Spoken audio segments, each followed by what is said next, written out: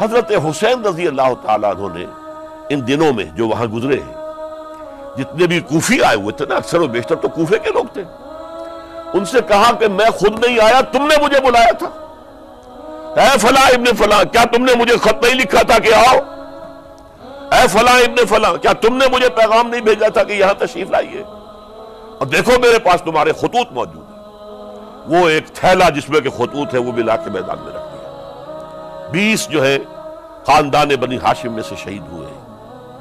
حضرت حسین رضی اللہ تعالیٰ عنہ کا ایک بہت ہی انفنٹ چھوٹا بچہ وہ بھی شہید ہوا۔ باقی سب مرد، تمام مرد، سوائے ایک حضرت حسین کے بیٹے حضرت علی بن حسین زین العابدین کہلائے بعد میں، وہ بیمار تھے، وہ جنگ میں حصہ نہیں لے سکتے تھے، وہ بچ گئے۔ صرف یہ ہے 10 محرم الحرام اور سن 61 ہجری میں حضور کے نواسے، اور جن کے بارے میں حضور نے فرمایا سیدہ شباب اہل الجنہ، حضرت حسین شہید کر دیے گئے۔ کوفہ چونکہ حضرت حسین کے پاس پیغام آ رہے تھے کوفے سے، چونکہ کوفے کو حضرت علی نے دار الخلافہ بنا لیا تھا، اور وہاں سمجھا جاتا تھا کہ حضرت علی کے ہمدرد اور حضرت شیعان علی جنہیں ہم کہیں، ان کے ساتھی ہم خیال یہ لوگ ہیں کثرت کے ساتھ، اور وہاں سے اب خطوط کا تانتا شروع ہو گیا، آپ یہاں آئیے، ہم بےتاب ہیں، آپ کا استقبال کریں گے، آپ کے ہاتھ پر بیعت کریں گے، تاکہ یہ جو قیصر و کسریٰ کی سنت شروع ہو رہی ہے اس کو روکا جا سکے۔ وہ تانتا بندھا ہوا ہے خطوط کا۔ تو حضرت حسین رضی اللہ تعالیٰ عنہ نے فیصلہ کر لیا کہ میں کوفے جاؤں گا۔ حضرت زبیر روکتے رہ گئے کہ نہیں، کوفیوں پر اعتماد نہ کیجئے، یہ زبانی کلامی ساتھ دیتے ہیں، جب ڈنڈا چلتا ہے تو پھر یہ ہٹ جاتے ہیں میدان سے۔ اور حضرت حسین رضی اللہ تعالیٰ عنہ بامروت انسان، شریف النفس انسان، کیسے ممکن تھا غیرت مند غیور انسان وہ کیسے ان کی بات کو رد کر دیتا؟ لہذا اچھا چلو چلتے ہیں کوفے کی طرف۔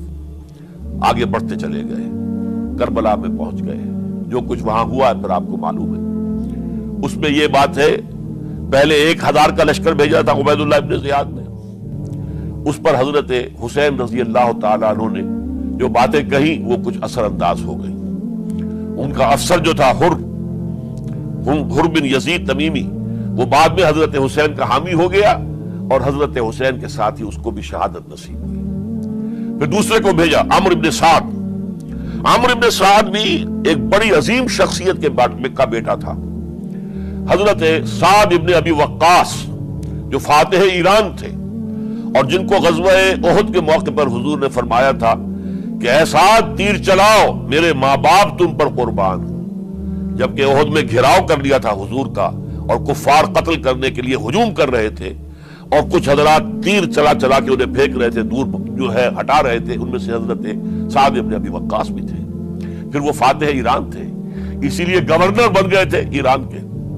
سعد جو ہے ان کا بیٹے، یہ عمرو جو ہے، یہ اب ایک بڑے صوبے کا گورنر بھی تھا، اس وقت 4000 آدمی دے کر بھیجا، وہ بھی نرمی کرتا رہا، اس نے کوئی تشدد نہیں کیا، اس کے اندر بہرحال اپنے عظیم باپ کے خون کا کچھ اثر تھا۔ لیکن یہ کہ پھر ابن زیاد کو اطلاع مل گئی کہ عمرو ابن سعد جو ہے وہ تو لے تو لال کر رہا ہے، حملہ نہیں کر رہا، قتل نہیں کر رہا، بلکہ یہ کہ وہ تو اس راستہ بھی دینے کے لیے تیار ہے کہ نہ مدینے کی طرف جائیے اور نہ آپ مکے کی طرف جائیے، نہ کوفے کی طرف جائیے، بلکہ آپ چاہے تو دمشق چلے جائیں، یزید سے اپنا معاملہ کر لیں۔ اس پر ابن زیاد نے پھر وہاں سے خط لکھا ہے، میں نے تمہیں اس کام کے لیے بھیجا تھا، میں نے تمہیں حکم دیا تھا حسین سے میری بیعت لو، یعنی میری بیعت کے ذریعے یزید کی بیعت لو، اور اسے پکڑ کر لا کر میرے سامنے پیش کرو۔ لہذا پھر اس نے ایک بہت خونخوار شخص کو زیادہ فوج دے کر بھیجا ہے، اور وہ جو ہے اس نے آ کر جو ہے شمر نے پھر اس نے فیصلہ کن معاملہ کیا۔ حضرت حسین رضی اللہ تعالیٰ عنہ نے ان دنوں میں جو وہاں گزرے ہیں، جتنے بھی کوفی آئے ہوئے تھے نا، اکثر و بیشتر تو کوفے کے لوگ تھے، ان سے کہا کہ میں خود نہیں آیا، تم نے مجھے بلایا تھا، اے فلاں ابن فلاں، کیا تم نے مجھے خط نہیں لکھا تھا کہ آؤ؟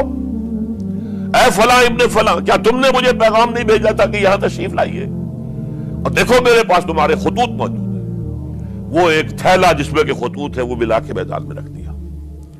یہ حضرت حسین رضی اللہ تعالیٰ عنہ کی شرافت اور اپنی صاف دلی، کوئی اس کے اندر عیاری نہیں تھی ان کے اندر، معاذ اللہ ثم معاذ اللہ، لیکن یہ کہ اس کا نتیجہ اچھا نہیں نکلا۔ نتیجہ کیا نکلا؟ اب انہیں پتا چل گیا کوفیوں کو، اگر اب حسین زندہ دمشق پہنچ گئے یزید کے پاس تو یہ ہم سب کا بھاڑا پھوڑ دیں گے، ہماری شامت آ جائے گی، لہذا اب تو کسی صورت انہیں زندہ نہیں رہنے دینا۔ یہ ایک بڑا اہم واقعہ نوٹ کر لیجیے اس کو، اس لیے کہ حضرت حسین نے ایک ایک کا نام لے کر، اے فلاں ابن فلاں، اے فلاں ابن فلاں، اے فلاں ابن فلاں، کیا تم نے خط نہیں لکھا تھا؟ کیا تمہارا پیغام نہیں تھا؟ اب انہوں نے دیکھا کہ یہ بھانڈا اگر یزید کے ہاں جا کر پھوڑ دیا گیا تو پھر ہماری خیر نہیں ہوگی۔ یہی وجہ ہے حضرت حسین کو شہید کرنے کے بعد، یہ نوٹ کر لیجئے، 72 آدمی تھے کل، جس کو کہہ لیں لشکر حضرت حسین کا رضی اللہ تعالیٰ عنہ، ان میں سے 20 خاندان بنی ہاشم کے چشم و چراغ تھے۔ وہ بڑی بہادری سے لڑے، بڑی بہادری سے لڑے، ایک ایک نے لڑ کر جان دی ہے، بہت سو کو مارا ہے۔ یقاتلون فی سبیل اللہ فیقتلون ویقتلون، قتل کر بھی رہے تھے، قتل ہو بھی رہے تھے، ایک ایک کر کے قتل ہو رہے تھے، شہید ہو رہے تھے۔ 20 جو ہے خاندان بنی ہاشم میں سے شہید ہوئے۔ حضرت حسین رضی اللہ تعالیٰ عنہ کا ایک بہت ہی انفنٹ چھوٹا بچہ وہ بھی شہید ہوا ہے۔ باقی سب مرد، تمام مرد، سوائے ایک حضرت حسین کے بیٹے حضرت علی بن حسین زین العابدین کے لائے بعد میں، وہ بیمار تھے، وہ جنگ میں حصہ نہیں لے سکتے تھے، وہ بچ گئے صرف۔ اچھا، حضرت حسین شہید ہو گئے، یہ ہے 10 محرم الحرام سن 61 ہجری۔ کیا مطلب ہے؟ حضور کے انتقال کے ٹھیک 50 برس بعد، سن 11 ہجری میں حضور کا انتقال، اور سن 61 ہجری میں حضور کے نواسے، اور جن کے بارے میں حضور نے فرمایا سیدہ شباب اہل الجنہ، حضرت حسین شہید کر دیے گئے۔ اور اس کے بعد اس لشکر نے خیموں کو آگ لگا دی۔ یہاں نقطہ سمجھ لیجیے، آگ کیوں لگائی؟ انہیں معلوم تھا ہمارے خلاف ڈاکومنٹری پروف موجود ہے وہاں پر، وہ ہمارے خطوط کے تھیلے وہاں موجود ہیں، اگر وہ باقی رہ گئے تو ہماری شامت آ جائے گی، ہمیں کون بچائے گا؟ تاکہ وہ ریکارڈ جو ہے ان کا وہ تلف ہو جائے، سارے خطوط جو ہیں وہ جل جائیں، تاکہ ان کے خلاف ثبوت باقی نہ رہے۔ یہ عظیم سانحہ کربلا ہے۔